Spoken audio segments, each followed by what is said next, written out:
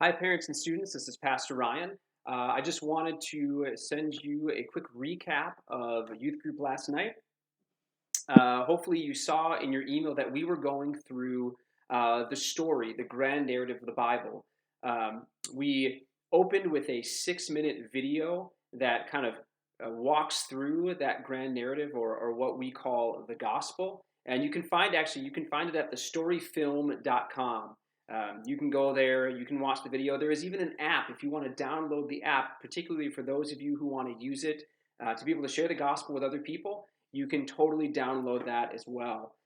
So we watched that video, and then we recapped that message. We dug into each category a little bit. The categories of creation, that God created the world, He created it perfect, everything created Adam and Eve, us, everything, right? Then the idea of fall, that Adam and Eve ate the fruit of the tree of the knowledge of good and evil. They disobeyed God and sin came into the world. But then rescue, that Jesus came to pay the penalty for our sin, and then also that so that we can spend forever with God, but then also restoration, that one day He's going to return and He's going to make all things new, and He will make us perfect the way that we were originally meant to be, and we will be with Him forever.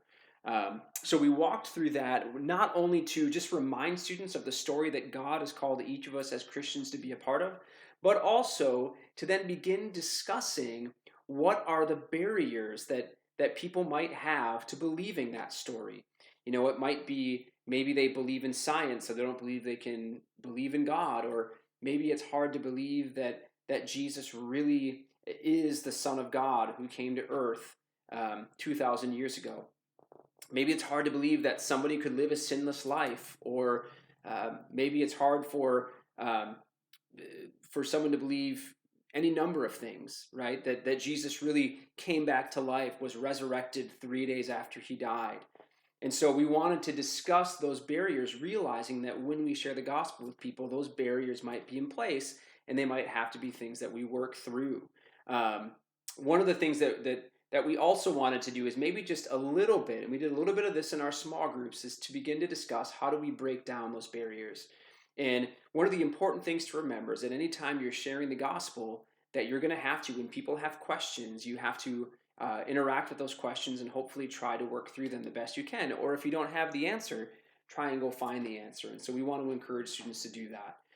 But one of the things we're going to be focusing on this next week then is, now that we've worked through in kind of a recap of the material, we're going to be working through actually students practicing sharing that story with each other.